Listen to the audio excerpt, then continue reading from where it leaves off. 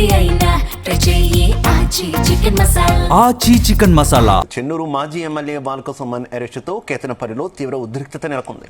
బాల్క సుమన్ ఇంటికి భారీగా వచ్చిన పోలీసులు బీఆర్ఎస్ కార్యకర్తల ఆందోళనల మధ్య అదుపులోకి తీసుకున్నారు. ఇంట్లో ఉన్న బాల్క సుమన్ అదుపులోకి తీసుకునేందుకు పోలీసులు ఆయన ఇంటి గేటును బద్దలగొట్టారు. బాల్క సుమన్ ఇంటి గేటు ఓపెన్ చేసేందుకు ప్రయత్నిస్తున్న పోలీసుల్ని బీఆర్ఎస్ శ్రేణులు అడ్డుకునే ప్రయత్నం చేశారు. అయినప్పటికీ బాల్క సుమన్ ఇంటి గేట్లను బలవంతంగా ఓపెన్ చేశారు. ఇంట్లో ఉన్న బాల్క సుమన్ను పోలీసులు అదుపులోకి తీసుకున్నారు.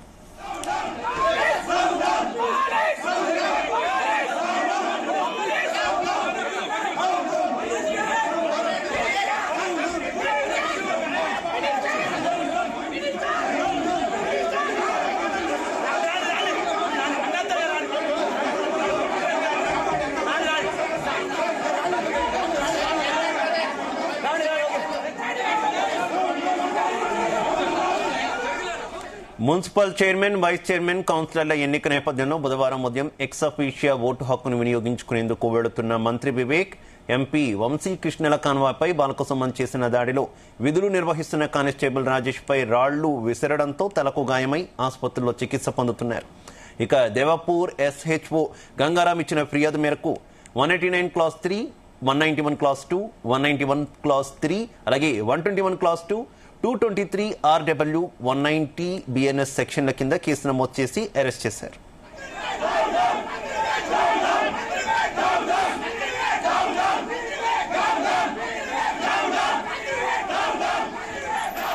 ఇదే విషయానికి సంబంధించి మరింత సమాచారం మా కరెస్పాండెంట్ రాజు పటేల్ అందిస్తారు.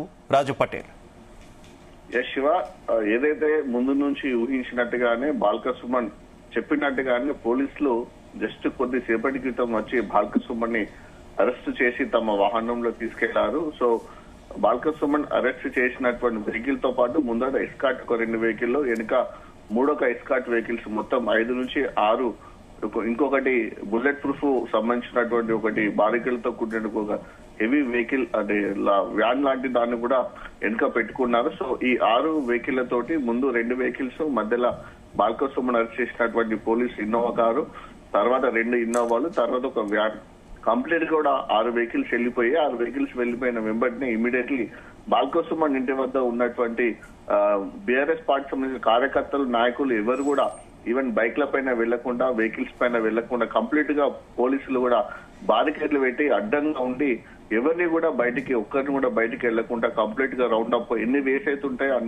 అన్ని మార్గాలను కూడా చుట్టుముట్టి కేవలం సుమన్ అరెస్ట్ చేసినట్టు వెహికల్స్, కొన్ని జీపులు మాత్రమే, పోలీసు వాహనాలు మాత్రమే బయటికి వెళ్ళాయి. ఎక్కడికక్కడ కూడా చుట్టూ ఇప్పుడు అక్కడ ఉన్న వాళ్ళందరినీ కూడా నిలువరించారు. దాదాపు 200 నుంచి 250 మందికి పైగా పోలీసు బలగాలు ఇప్పుడు ప్రస్తుతం సుమన్ ఇంటి వద్ద ఉన్నాయి.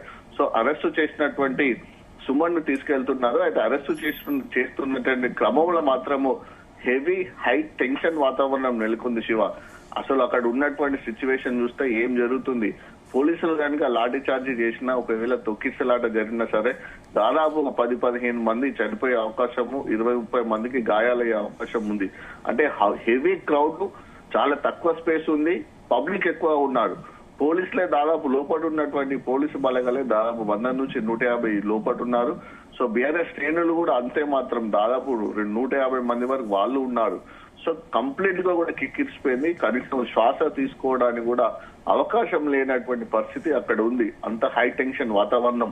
అక్కడ ఉన్నటువంటి పోలీసు బలగాన్ని బీఆర్ఎస్ కార్యకర్తలు అటు బయటికి దొబ్బేస్తున్నారు, వీళ్ళు వాళ్ళని దొబ్బేస్తున్నారు. తీవ్రమైనటువంటి తోపులాట, ఉద్రిక్త పరిస్థితి.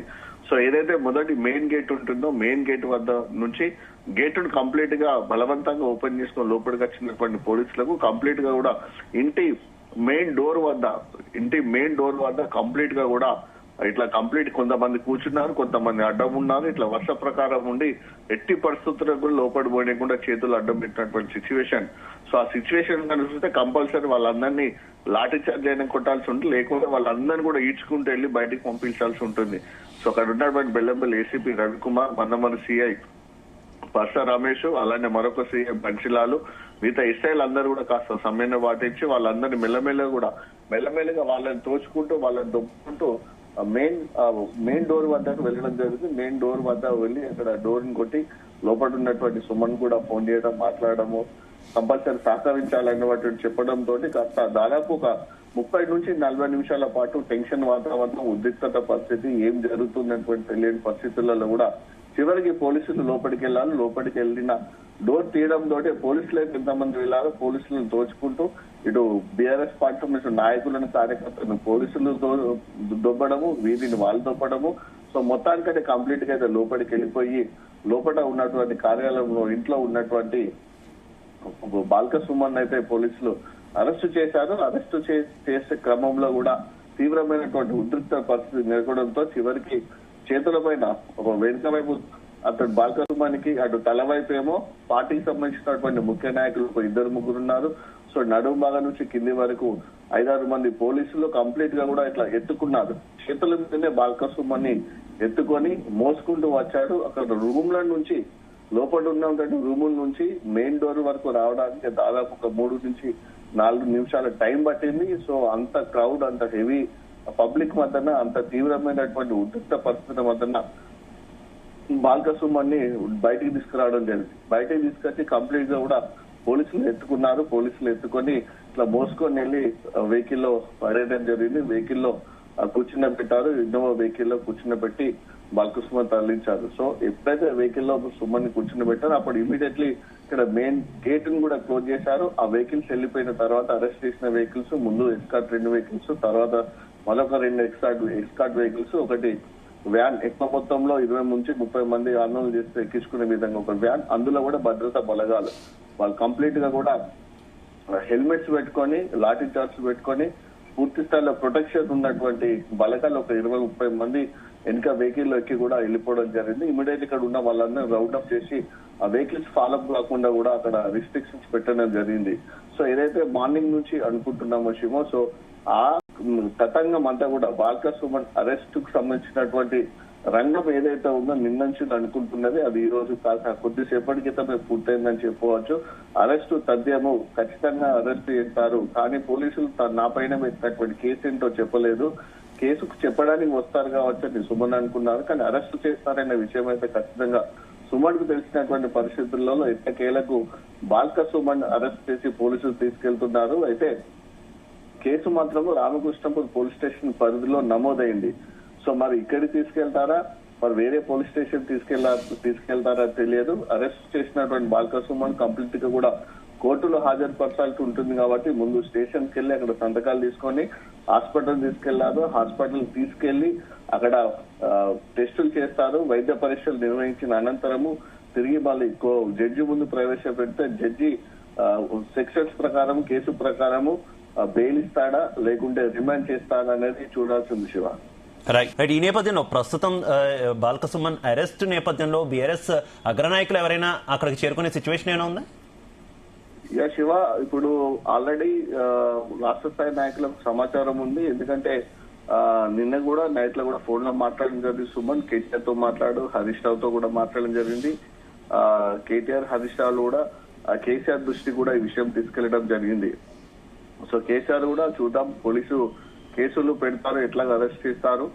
సో మనం లీగల్ గా ఏమైనా ప్రొసీజర్స్ మనం ఫాలో అవుతాను కూడా కేసీఆర్ అన్నట్టుగా సమాచారం. సో కేటీఆర్ కూడా అదే భరోసా ఇచ్చారు. హరీష్ రావు కూడా కావాలనే కాంగ్రెస్ ప్రభుత్వం కేసులు పెడుతుంది, పెట్టని, మనకు కేసులు కొత్త కాదు, నువ్వు జైలుకి వెళ్ళడం కూడా కొత్త కాదు కాబట్టి సందిగ్ధంగా ఉండు, సో మెంటల్ గా కూడా స్ట్రాంగ్ గా ఉండు, బీఆర్ఎస్ శ్రేణులకు కూడా అదే విషయం చెప్పు, మేమంతా అండగా ఉంటామని చెప్పే విషయాన్ని కూడా వారు చెప్పారు. సో ప్రెస్ మీట్ లో కూడా అదే చెప్పడం జరిగింది.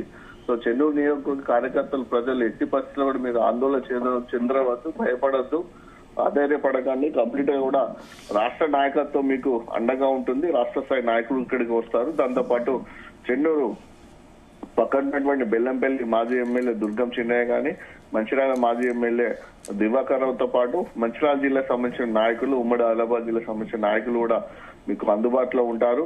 సో దాంతో పాటు అక్కడ ఉన్నటువంటి ఇంపార్టెంట్ నాయకులు కూడా కంప్లీట్ గా ఇటు చెన్నూరు, కోటపల్లి, జైపూర్, మందమరి, రామకృష్ణాపూర్ ఈ మండలాల నాయకులకు కూడా దిశానిర్దేశం కూడా చేయడం జరిగింది. మీరు గ్రామ నాయకులకు కూడా అందుబాటులో ఉండండి, మీకు జిల్లా నాయకులు టచ్ లో ఉంటారు. సో చాలా మందికి నేరుగా రాష్ట్ర స్థాయి నేతకు సంబంధాలు ఉన్నాయి కాబట్టి ఇంకా ఏమైనా మిమ్మల్ని ఇబ్బందులకు గురి చేసినా సరే మీరు డైరెక్ట్ గా కేటీఆర్ కు మీరు intimation right. Okay, thank you.